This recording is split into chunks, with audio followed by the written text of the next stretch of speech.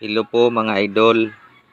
Ako nga po pala ang inyong lingkod, Skill Vlog. Mayroon po akong logic sa iyo mga idol.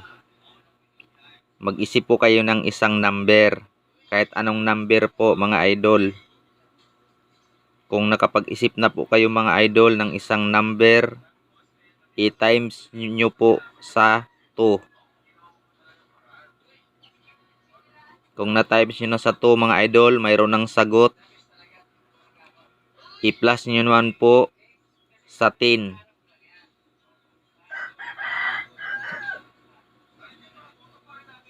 Yung sagot ng times mga idol, i-plus nyo sa 10. Tulad nito. Yan. Tapos yung sagot ng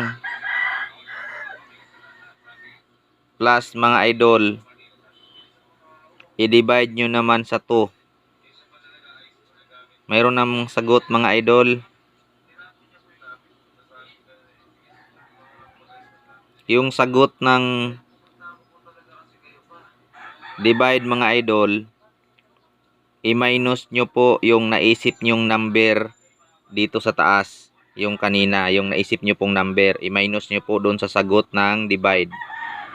Hulaan ko po yung sagot mga idol. Ang sagot po ay 5. Yung number na naisip nyo mga idol, i-minus nyo dito sa sagot ng divide. Ang sagot niya po mga idol is 5. Kuha nyo po, nasundan nyo po mga idol. Yan po oh. Yan. Yan po yung sample ko mga idol. Kung gagayahin nyo yan po, kahit anong number po yung maisip nyo mga idol, kung yan ang susundan nyo, ang magiging sagot po mga idol is 5. Yan po. Maraming salamat sa panonood. Paki-share po at paki-like, paki-follow na rin po mga idol. Maraming salamat. Skill Vlog po.